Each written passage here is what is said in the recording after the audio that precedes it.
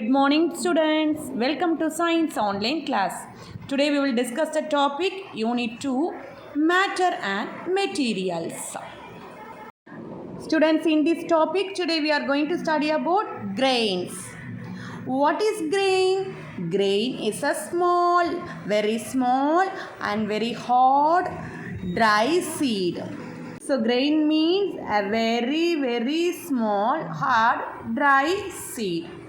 Okay, each grain is protected by a husk, and this husk encloses a seed, means the grain is protected by the husk. So the outer covering of the grain is called as husk, and this husk close the seed and protect it.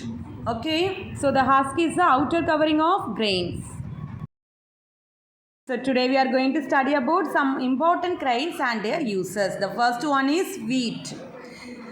Wheat is the most important crop in the world. Okay, the wheat grains are rich in fiber, vitamins and minerals. So they are rich in fiber, vitamins and minerals. Okay, so wheat is one of the important grain. They are the very small, hard, dry seed, and the seeds are protected by the husk on the outer surface. We can make bread, noodles, wheat gram, cracked wheat, and so many products. We can make it by using wheat. So wheat is one of the important grain. Students, the next important grain is maize. It is also known as corn. In Mexico and in America, the maize is an important food that the people eat. It is yellow in color and it is good for the eye. Students, the maize are rich in vitamins and minerals. Okay, so they have a lot of vitamins and minerals.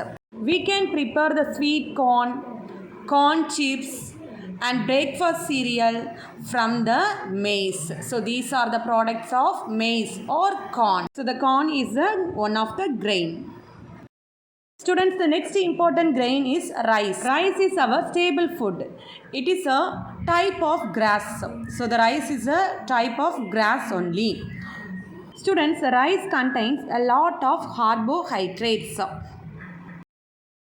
There are two types of rice. One is white rice and another one is brown rice.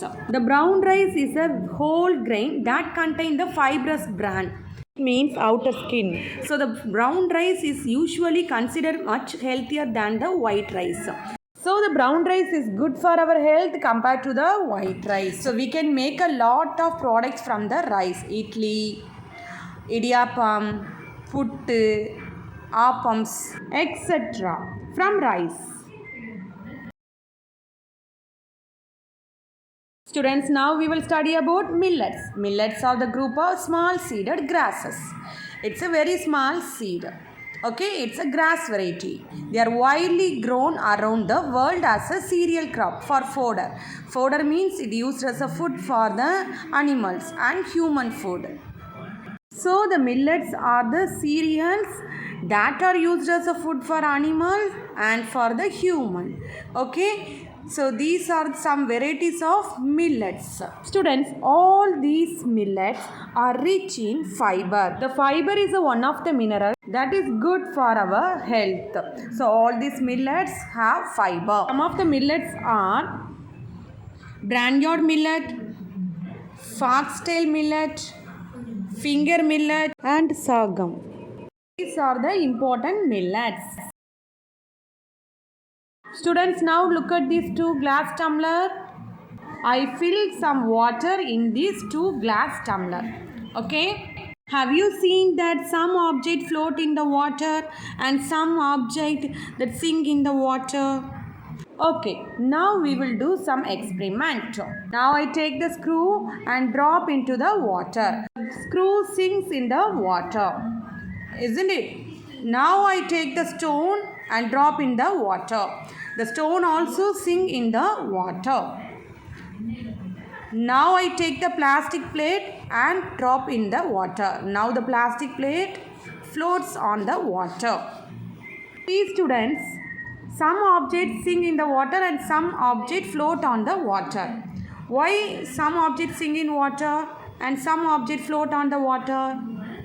So students, whether an object floats or sinks is determined by its density of the object. So what is density? Density means how heavier an object.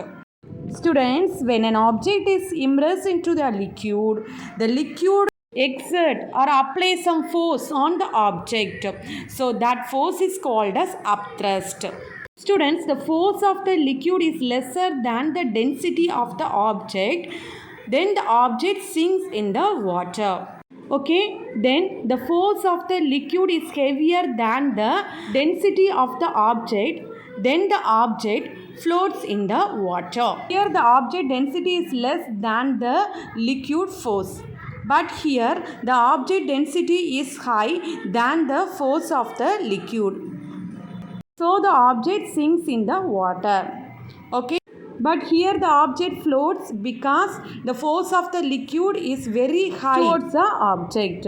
So students, whether the object floats or sinks is determined by its density of the object, and also same times the force of the liquid towards an object is also determined whether the object sinks or float in the water. Okay, so these two determine whether the object float or sink in the water.